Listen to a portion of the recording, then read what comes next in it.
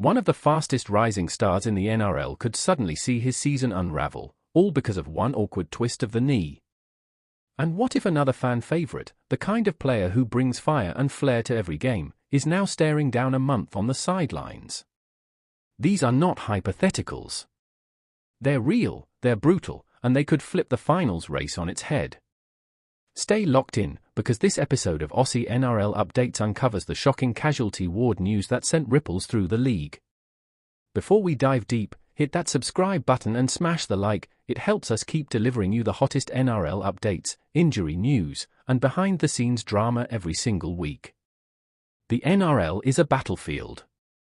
We talk about big hits, we talk about fierce rivalries, but one of the cruelest opponents any player faces isn't another man on the field, it's injury. And this week, that harsh reality has hit two clubs in devastating fashion. Tolu Koula, Manly's young gun, blistering speed, dazzling footwork, and one of the most exciting backs to watch, sidelined. Jacob Kiraz, the Bulldogs' workhorse, the energy, the effort, the player fans can always count on, ruled out for a month. And just like that, the dynamics of both the Sea Eagles and Bulldogs campaigns are thrown into chaos. But here's the question, how bad is it really?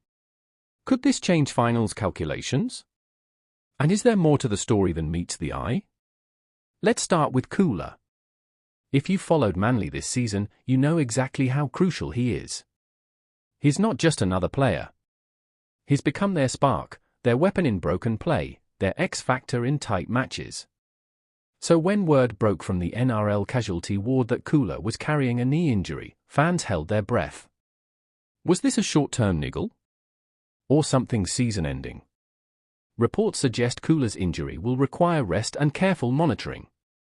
But here's the danger, knees are tricky.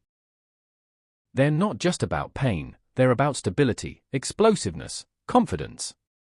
And for a speedster like Koula? His entire game relies on those bursts, those side steps, those sprints. Imagine Koula trying to play at 80%. Suddenly, defenders catch him. Suddenly, that gap he used to slice through disappears. Suddenly, Manly's attacking shape looks ordinary. But here's the kicker, Manly's finals hopes are already hanging by a thread. Can they survive without Koula firing at full throttle? Now shift the spotlight to Belmore. The Bulldogs faithful had been enjoying glimpses of resurgence. Jacob Kiraz, week after week, has been one of their most consistent. The type of player who doesn't always grab the headlines but always earns the respect. Tough carries, defensive grit, endless effort. So hearing that Kiraz is out for a month? It's like ripping the heart out of the Bulldogs' grind. Think about it. A month isn't just 4 weeks. It's 4 games that could decide their season trajectory. It's 4 weeks of reshuffling, of covering gaps, of testing depth. And let's be honest, the Bulldogs don't exactly have the luxury of depth that some of the heavyweight clubs do.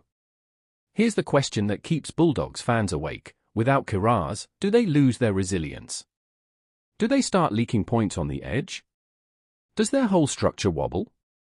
Now, here's where it gets really interesting. Every time a casualty ward update drops, fans focus on the big names. Koula, Kiraz, the headlines. But dig deeper, and you realize, it's never just 2 players. Behind the scenes, almost every club is carrying hidden knocks, rehab programs, and quiet concerns that don't make the first line of the news. For example, who else in Manly's camp is nursing niggles, but still pushing through? At Belmore, is Kiraz's absence just the tip of the iceberg for their lineup headaches? And that's where the suspense lies. Because injury news is like an iceberg, you only see the top 10%. Fans, of course, exploded on social media. Manly supporters, here we go again. Every time we look like building momentum, injuries smash us. Bulldogs fans, why always us? Kiraz is the heartbeat, this hurts. And let's be real, part of what makes the NRL such a gripping competition isn't just the 80 minutes on the field. It's the emotional rollercoaster that fans ride when their favorite stars go down. Injuries remind us that this game isn't scripted. It's unpredictable, it's harsh, and it can break hearts. But here's the twist, is there actually a silver lining? Sometimes, when injuries hit, unexpected heroes rise. Remember when an unknown youngster stepped in years ago and turned into a star overnight? These moments force coaches to gamble, force fringe players to step up, and sometimes, just sometimes, they discover gold. Could Manly's next breakout backline star emerge because Koula is sidelined? Could the Bulldogs unearth a new weapon in Kiraz's absence? It's possible. And history tells us, injuries don't just break teams. They can also reshape them in ways no one saw coming. You're watching AUSSIE NRL updates. If you're loving the deep dive, don't forget to hit that subscribe button right now. Join the community, drop a comment with your take. Can Manly survive without Koula? Can the Bulldogs grind through without Kiraz? I'll be reading and replying to the best comments down below. So far, we've uncovered the tough blows to both Koula and Kiraz, 2 names, 2 injuries, 2 clubs suddenly staring at uncertainty. But let's pull back the curtain further. Because these injuries aren't just about physical setbacks. They ripple through strategy, morale, and even club politics. And in part 2, we're going to dig into exactly how these injuries could reshape the season, and which teams stand to benefit from their misfortune.